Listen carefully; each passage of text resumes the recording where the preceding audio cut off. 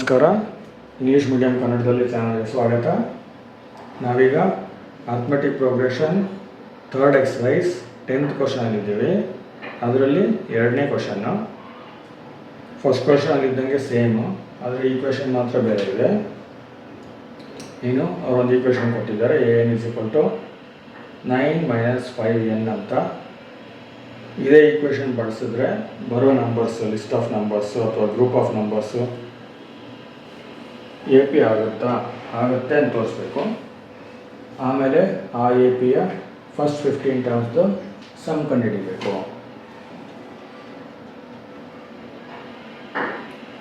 ಈಗ first question ಮಾಡ್ದಂಗೆ A ಎಷ್ಟು ಬರುತ್ತೆ, A2, A3, A4 ಎಷ್ಟು ಬರುತ್ತೆ ಅಂತ ನೋಡ್ಕೊಂಡು ಹೋಗೋಣ.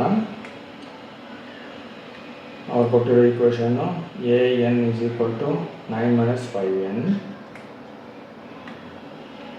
ನೆಕ್ಸ್ಟ್ ನಂಬರ್ ಆಫ್ ಟರ್ಮ್ಸ್ 1 ಅಂತ ಇಟ್ಕೊಳ್ಳೋಣ.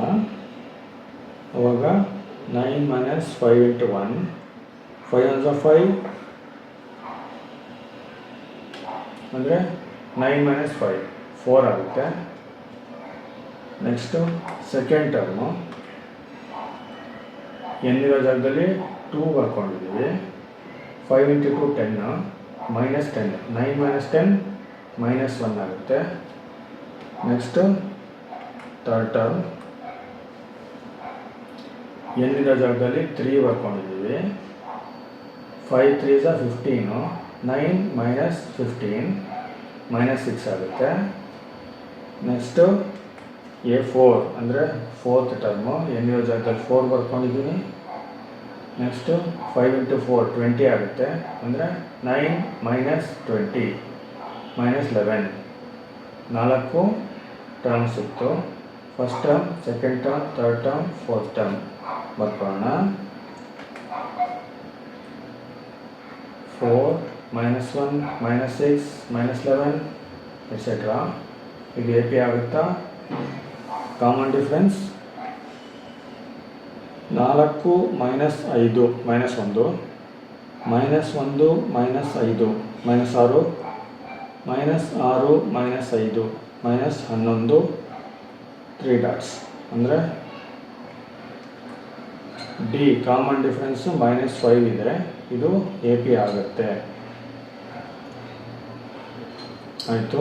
ಈಗ ಮೊದಲ 15 ಟರ್ಮ್ಸ್ದು ಸಮ್ ಕಂಡುಹಿಡಿಯಬೇಕು. ನಮಗೇನೇನು ಗೊತ್ತು ಬರ್ಕೊಳ್ಳೋಣ. a = 4, ಫಸ್ಟ್ ಟರ್ಮ್ 4 ಇದೆ, ಕಾಮನ್ ಡಿಫ್ರೆನ್ಸ್ -5 ಇದೆ, ನಂಬರ್ ಆಫ್ ಟರ್ಮ್ಸ್ 15, ಸಮ್ ಕಂಡುಹಿಡಿಯಬೇಕು. 5ನೇ formula ಹಾಕ್ಕೊಂಡಿದ್ದೀವಿ. s = n/2 × 2a + n - 1d. ಆಮೇಲೆ ಏನೇನು ಗೊತ್ತು ವ್ಯಾಲ್ಯೂಸ್ ಹಾಕೋಣ. ಎಲ್ಲನೂ ಗೊತ್ತಿದೆ. n 15, a 4, n 15, d -5.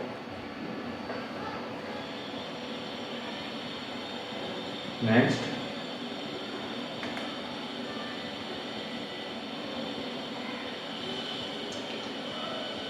15/2 ಹಂಗೆ ಬರ್ಕೊಳ್ಳೋಣ. ಆಮೇಲೆ 2 × 4 8. ಆಮೇಲೆ ಇಲ್ಲಿ ಬ್ರ್ಯಾಕೆಟಲ್ಲಿ 15 - 1 ಇದೆ, 14, 14 ಇಲ್ಲ 70. 14 × 5 70.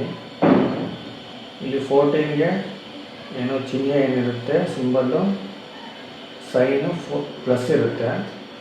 ಇಲ್ಲಿ ಮೈನಸ್ ಇದೆ, ಪ್ಲಸ್ ಇಂಟು ಮೈನಸ್ ಮೈನಸ್ ಆಗುತ್ತೆ. ಅಂದರೆ s = 15/2 × 8 - 70. 8 - 70 ಎಷ್ಟು? -62.